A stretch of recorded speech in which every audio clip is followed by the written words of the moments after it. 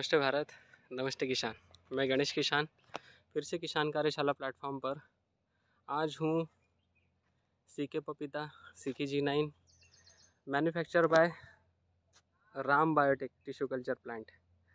यहाँ पर पिछले साल सीके G9 का केला प्लांटेशन रखा हुआ था, जो शिफ्टिंग कर दिया है। ऊपर एक शेड नेट नया बना दिया है उन्होंने हमारे लिए, वहाँ पे शिफ्टिंग कर दिया है। यहाँ पे पूरा का पूरा पपीता रखा हुआ है। लगभग 20 लाख पपीता प्लांट यहाँ पे रखे हुए हैं। आपको मैं दिखा सकता हूँ। 15 नंबर वैरायटी है, 786 है, WB48, ये सारी चीज़ें, मतलब पपीते में कम से कम 4 वैरायटियाँ हमारे पास में हैं। ये यहाँ पे रखी हुई है।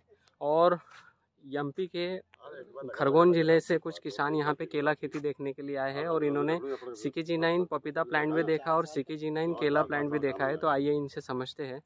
नमस्ते सर जी। नमस्ते आपका भाई, नमस्ते। कैसे हैं आप? एकदम बढ़िया है। आज तो आपने हमको विजिट करा के आनंद ला दिया।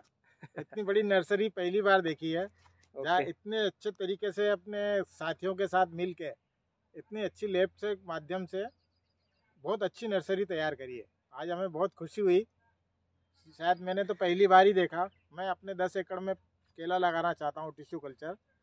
मुझे जानकारी मिली थी कि भुसावल में बहुत अच्छी नर्सरी है, तो आज उसके विजिट के लिए मैं आया। मेरे अंकल साथ में थे। आज उनके हमने नर्सरी देखी। पपीते का पौधा बहुत मजा आनंद लायक था। साथ ही टिश्यू कल्चर के पौधे देखे, आज पहली बार देखा।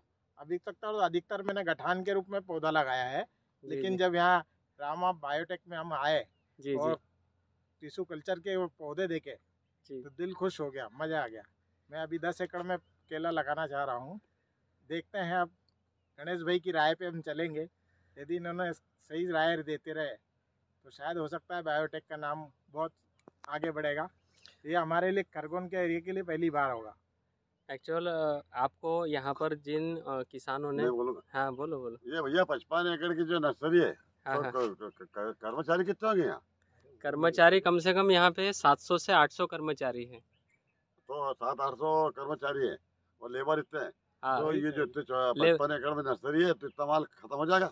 पूरा खत्म हो जाता है, रेडी टू डिस्पैच है। आज 14 अप्रैल है, डॉक्टर बाबा साहेब आम्बेडकर की जयंती है, उसके कारण लेबर आपको उतना नहीं दिख रहा है। आज मतलब छुट्टी का दिन है, इतना माल भी कम पड़ेगा आपको। ये कम गिरता है क्योंकि क्या है, आपने देखा होगा लगभग कि पूरा प्लांट आप देख रहे हो तो मैच्योरिटी बेस्ड प्लांट है। आप जितना भी डिस्पैच प्लांट देखोगे तो डिस्पैच सेक्टर अलग है, प्राइमरी सेक्टर अलग है, सेकेंडरी सेक्टर अलग है, तो सारी चीज़ें अलग अलग है। यहाँ पे क्लाइमेट को कंट्रोल करके रखा हुआ है पूरा ग्रीन शेड नेट से, है ना।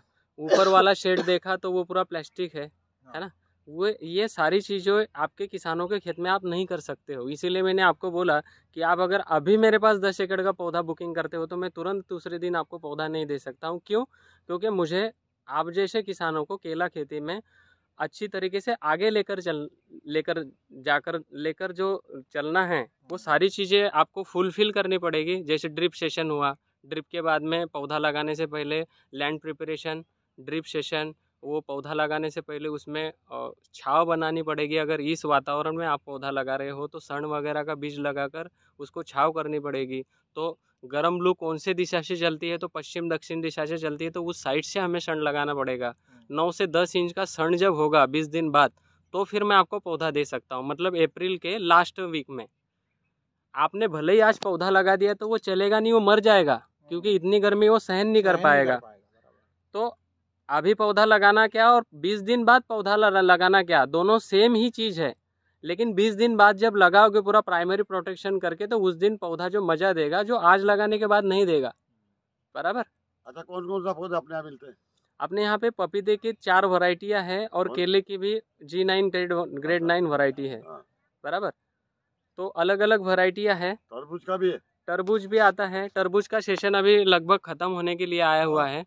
अभी पपीता और केले की डिमांड बहुत ज़्यादा रहेगी अगले महीने से। तो जितना भी आप ये पपीते का पौधा यहाँ पे देख रहे हो, ये लगभग 15 से 20 दिन में रेडी टू डिस्पैच हो जाएगा। जैसे आपके पीछे ये जो ट्रे रखा हुआ है, ये कैरेट, ये अभी रेडी टू डिस्पैच है। एक यूपी के लिए गाड़ी जा रही है मेरी 786 की, जो बड़ी गाड़ी जाएगी उसमें पपीते का पौधा जाएगा। यहाँ से यूपी में पौधा जा रहा है कितना, 1500 किलोमीटर दूर।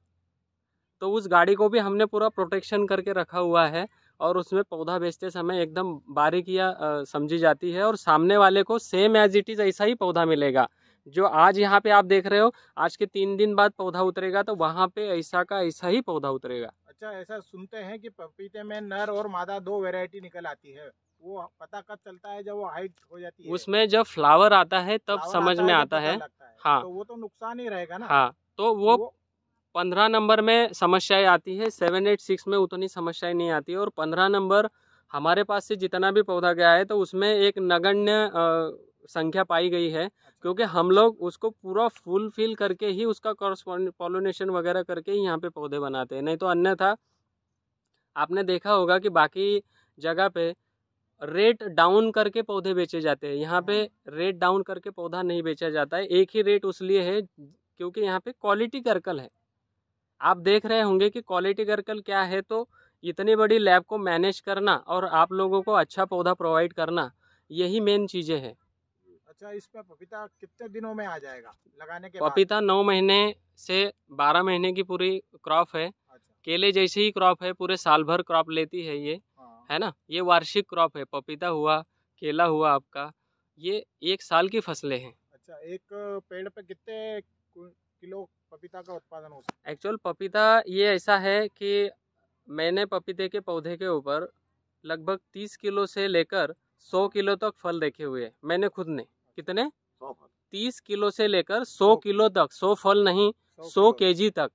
तो ये किसान का काम करने का जो परिणाम है वो उस खेत में दिख के आता है। जैसे केले में भी किसी के खेत में 15 किलो से लेकर 55 से 60 किलो तक लुंगर आ सकता है। तो आप कितना उसमें आपका प्राथमिकता दे रहे हो, जैसे प्राइमरी सेकेंडरी सारी चीज़ें आप जो कर रहे हो, लैंड प्रिपरेशन हुआ, गोबर खाद डालना, ड्रिप मैनेजमेंट में पानी मैनेजमेंट हुआ, खाद मैनेजमेंट हुआ, क्लाइमेट कंट्रोल हुआ, ये सारी चीज़ें जब आप करते हो तो उसके बाद में आपको परिणाम अच्छे मिलते हैं।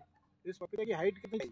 पौधे हाइट लगभग 12 फीट जाती है। मैं सुडोस्टेम की बातें करता हूँ कभी भी, जो सुडोस्टेम मतलब कि नीचे ग्राउंड से लेकर ऊपर तक जो सुडोस्टेम होता है उसके ऊपर जो पत्ते जाते हैं वो अलग होते हैं। सुडोस्टेम से कम चीन का 9 फीट मैंने गिना हुआ है, नीचे ग्राउंड लेवल से लेकर जहाँ से डंडा ऊपर से टर्न होता है वहाँ पर। और पपीते का भी मैंने कम से 10 फीट गिना हुआ। अब एक्चुअल पपीते नाइट्रोजन एक्सेस दोगे तो वो बढ़ता ही जाएगा। पपीता का तो अपने 30-35 फीट का भी पौधा था होगा, वो नारियल के जैसा चल जाता है, लेकिन वो कोई फायदे का है क्या? वो उठ के गिरता है। नॉर्मल पपीता हमारे खेत में 1-2 होता है, वो फीट की हाइट तक चला जाता है, लेकिन उसमें पपीतों की संख्या उतनी नहीं होती। ये लगभग 9 से 10 फीट है, लेकिन नीचे से पपीते में फल लगता है। ठीक है, काफी अच्छा आपको अपने दूर जानकारी के लिए धन्यवाद। ठीक है, ओके, थैंक यू।